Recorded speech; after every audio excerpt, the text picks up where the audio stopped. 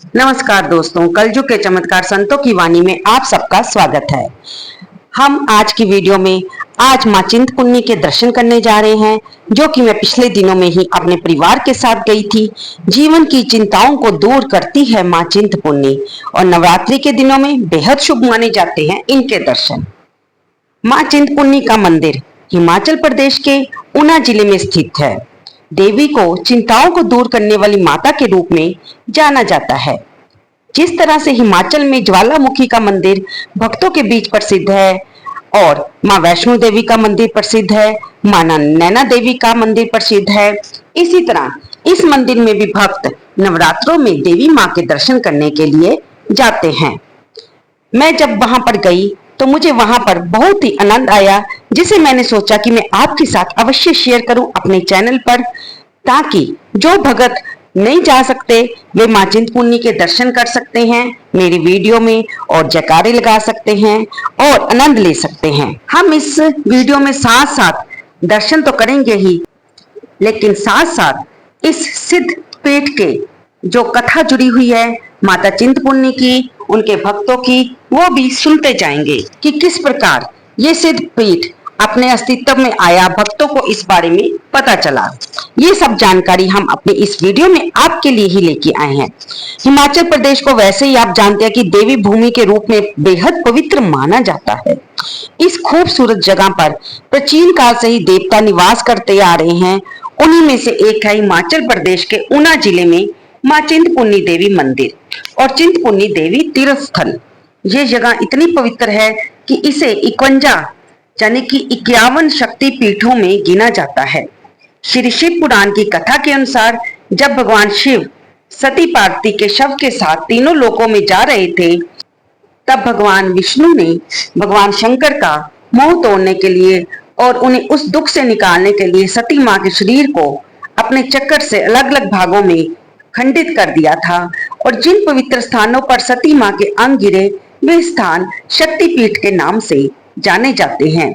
मान्यता है कि इस स्थान पर सती माँ के चरण गिरे थे, यानी कि पैर के अंग गिरे थे। ये छिन्नमस्तिका देवी का स्थान भी माना जाता है, इसलिए माता चिंतपूर्णी को ही माँ छिन्नमस्तिका कहा जाता है। ये आगे हम जानेंगे कि छिन्नमस्तिका माँ के बारे में भी एक और कथा है। हम आपको साथ साथ इस मंदिर के दर्शन कराते हुए इसके बारे में दिलचस्प बातें बताते जाएंगे। कुछ लोगों के अनुसार माता चिंतपूर्णी माँ ज्वालामुखी का दूसरा नाम और रूप है। जैसे कि आप जानते हैं कि ज्वालामुखी मंदिर हिमाचल में स्थित है, इसी आधार पर इस जगह की देवी का नाम चिंतपूर्णी पड़ा। देवी को चिंताओं को दूर करने वाली माता के रूप में जाना जाता है। जिस भी व्यक्ति के जीवन में सुख, दुख और संपत्ति का अभाव है, उनके दुखों को माँ चिंतपूर्णी दूर करती है। इस मंदिर की इतनी मान्यता है कि भक्त दूर दूर से अपनी समस्याएं लेकर माँ के पास आते हैं। ये दुनिया का सबसे बड़ा दूसरा शक्तिपीठ माना गया है, क्योंकि यहाँ पर माँ छिन्नमस्तिका ने अपना सिर काटकर अपनी सहेलियों की भूख मिटाई थी, जिसके बारे में हम आगे भी कथा में जानेंगे। तो सुनते हैं माँ चिंतपूर्णी के कथा के बारे में। कहा जाता है भगत माई दास को माँ चिंतपूर्णी के स्थान के बारे में सबसे पहले पता चला था। बात सन 1556 से लेकर 1700 के आसपास की है। माई दास के पिता अठर नाम गांव के रहने वाले थे। उस समय वह पटियाला रियासत में था। वह बड़े तेजस्वी दुर्गा भगत थे। दुर्गा माँ की पूजा आराधना बड़ी श्रद्धा और प्रेम भाव से किया करते थे। ज्यादातर समय वे अपना दुर्गा भक्ति में ही बताते थे। उनके 3 पुत्र थे, जिनका नाम था देवीदास, दुर्गादास और सबसे छोटे माईदास। उस समय मुगलों का अत्याचार जोरों पर था। माईदास के पिता मुगलों के अत्याचारों से दुखी होने के कारण अठर गांव को छोड़कर रपो, जो कि ऊना जिले में है, आकर वहां पर बस गए। अपने पिता की तरह माईदास भी ज्यादातर समय देवी भक्ति और उनकी पूजा पाठ में ही बिताते थे। इसी कारण माईदास जी अपने बड़े भाइयों के साथ घर के काम काज में पूरा समय नहीं दे पाते थे। कुछ समय बाद माईदास जी के पिता का देहांत हो गया और फिर भाइयों ने, क्योंकि माईदास घर का और काम नहीं कर पाते थे, उन्होंने माईदास जी को अपने घर से अलग कर दिया। माई दास जी ने अपनी दिनचर्या और माँ दुर्गा की भक्ति में कोई कमी नहीं आने दी। एक बार ससुराल जाते समय माई दास जी रास्ते में बरगद के पेड़ के नीचे आराम करने बैठे तो संयोगवश उनकी आंख लग गई, वह सो गए। सपने में उन्हें दिव्य तेज वाली एक सुंदर कन्या दिखाई दी। उस दिव्य तेज वाली कन्या ने कहा, तुम यहाँ पर आराम कर रहे हो, वहीं मैं इस वट वृक्ष के नीचे निवास करती हूँ।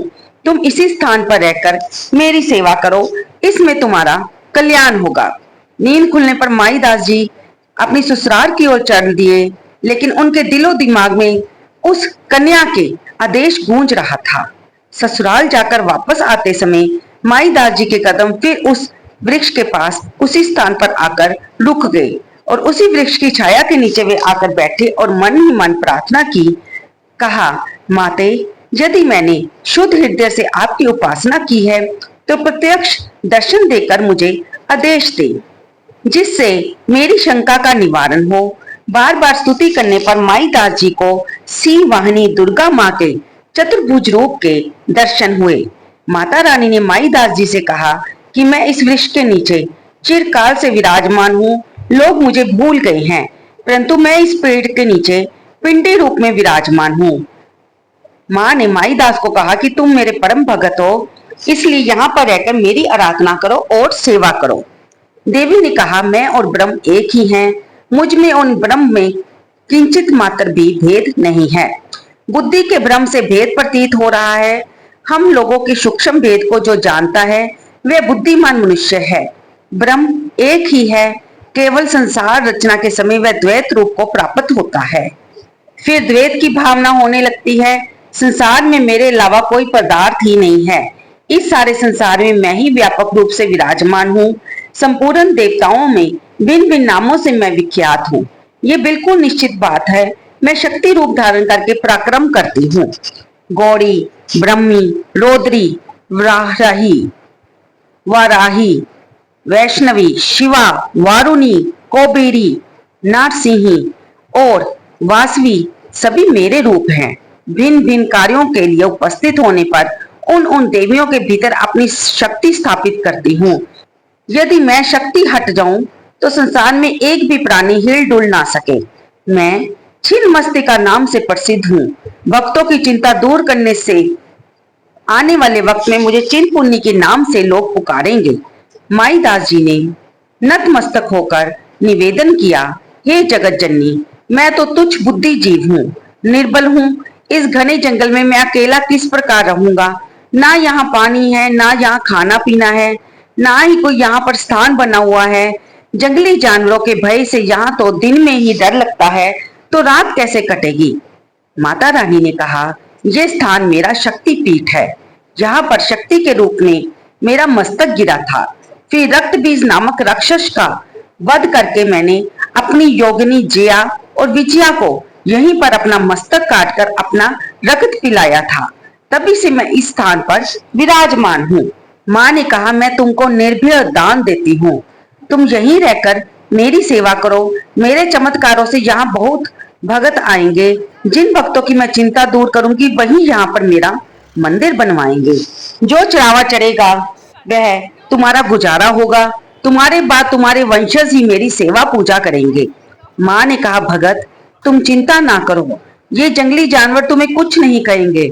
रही बात खाने पीने की, तो यहाँ से कुछ ही कदम की दूरी पर एक पत्थर रखा हुआ है, उसको हटाने से वहां पर पानी आ जाएगा।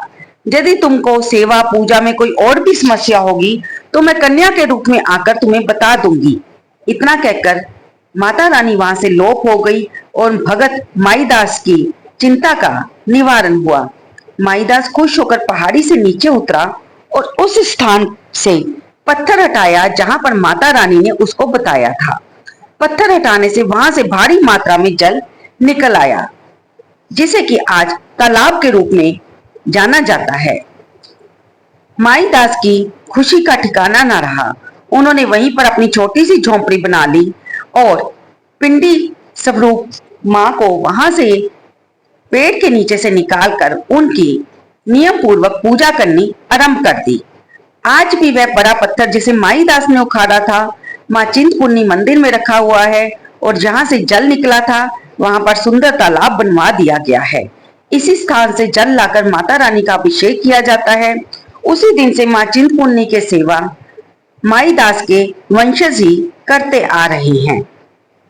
मां के बारे में एक और कहानी प्रसिद्ध है। कहते हैं एक बार वट वृक्ष के पास, जंगल में पहाड़ों के पास एक बाबा टोकरियां बना रहा था। अचानक फूलों में से एक दिव्य कंजक आई। उसने बहुत से गहने पहन रखे थे। उसने ऊंची आवाज में टोकरी वाले बाबा को आवाज लगाई जो कि हार बना रहे थे। बाबा ने उस दिन दिव्य कंजक को देखा तो सोचा कि जहां पर तो जंगल ही जंगल है, पहाड़ ही पहाड़ है, जो गहनों से लदी हुई छोटी कन्या कहां से आ गई। इससे बाबा डर गए और उन्होंने डर के मारे उस कंजक के ऊपर अपनी फूलों वाली टोकरी ही डाल दी, जिससे वह कंजक पिंडी बन गई। और इसी से मां का एक नाम फुल्ला वाली माता और टोकरी वाली माता के नाम से प्रसिद्ध हुआ। चिंतपूर्णी माता का मंदिर आज भी इसी वट वृक्ष के नीचे ही बना हुआ है। मान्यता है कि उस वट वृक्ष पर कोई भी भगत मन्नत मानकर मोली बांधता है तो माता रानी उसकी मन्नत अवश्य पूरी करती है। जब हम दुर्गा सप्तशती का पाठ करते हैं तो हमें पता चलता है कि माता त्रिदेव के प्रकाश से भी प्रकट हुई है। इसलिए माना जाता है कि इन्हें पूजने वाले को त्रिदेव को पूजने का लाभ भी मिलता है।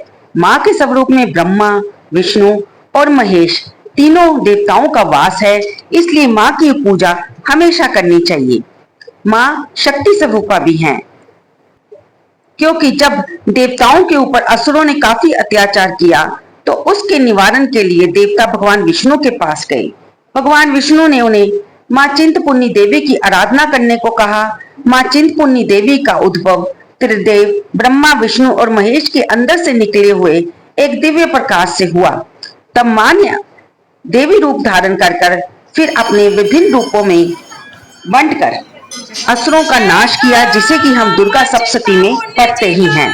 जैसे मां ने महिषासुर का नाश किया, जैसे मां ने रक्त बीज का नाश किया, मां ने चंड और मुंड दैत्यों का नाश किया, मां ने शुंभ और निशुंभ असुरों को भी मारा। इसलिए मां को एक शक्ति स्वरूपा के रूप में भी जाना जाता है।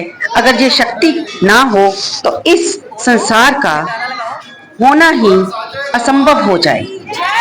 इसलिए मां की पूजा करना संसार के हर संकट से मुक्त करता है।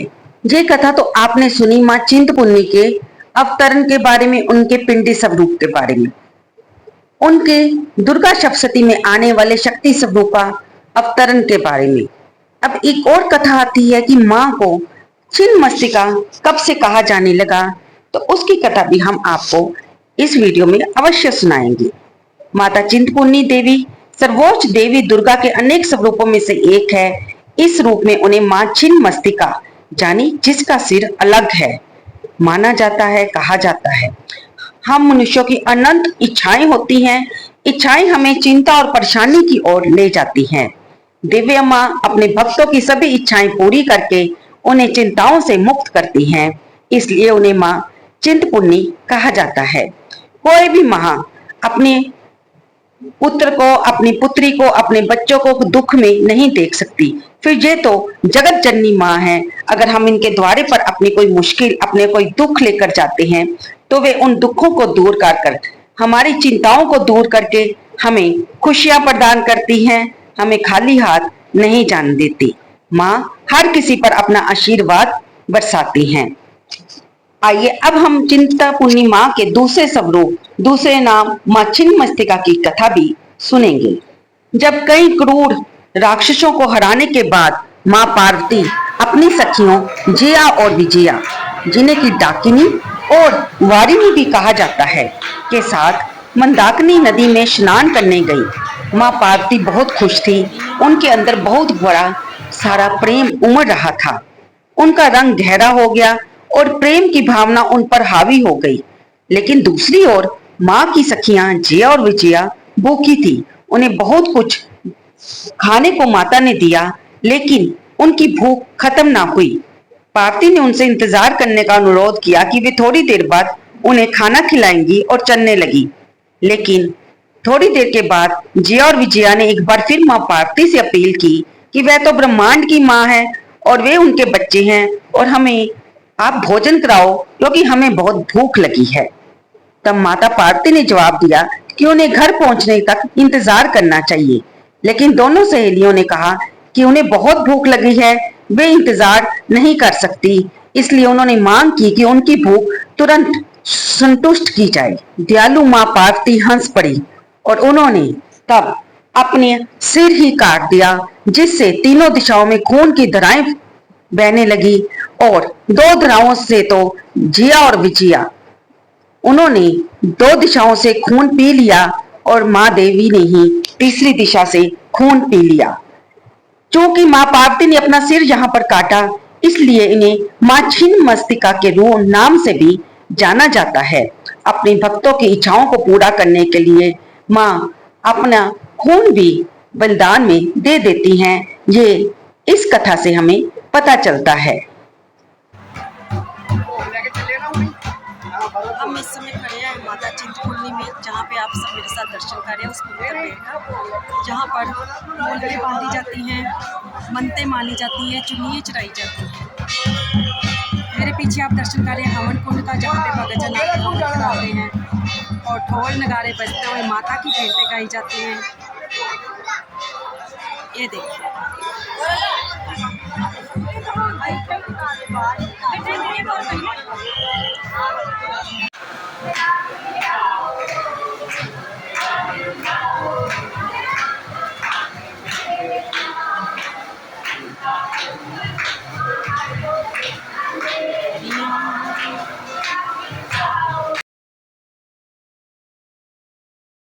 आइए, जब कथा भी कर ली और दर्शन भी कर लिए तो माता की आरती तो बनती ही है ना भक्तों।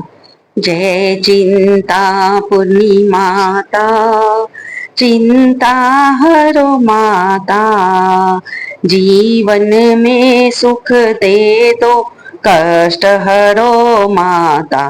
ओम जय चिंतपूर्णी माता।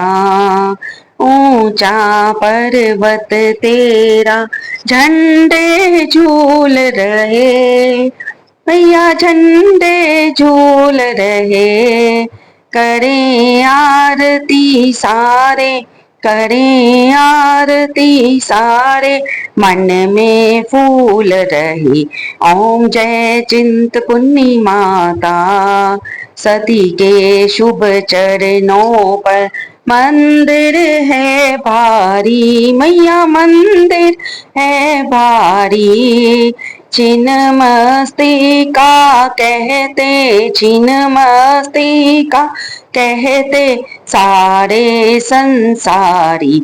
ओम जय चिंतपूर्णी माता।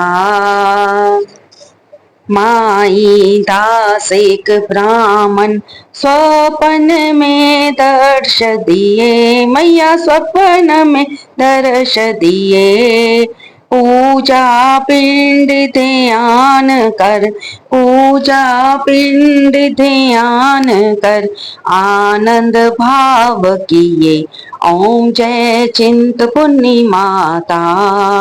बरगद पेड़ है तर पर सुख भंडार भरे, मैया सुख भंडार भरे।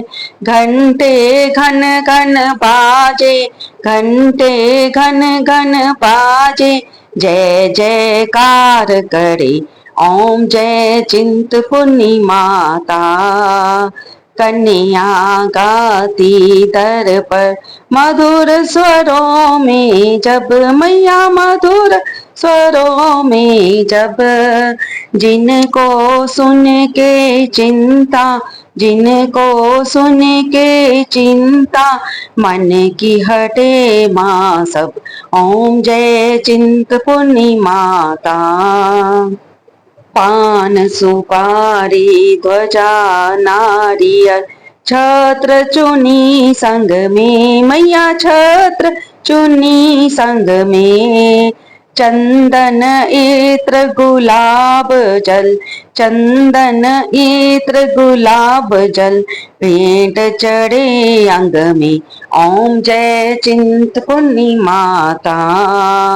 चिंतित जीवन की माँ तुम हो रखवाली, मैया तुम हो रखवाली।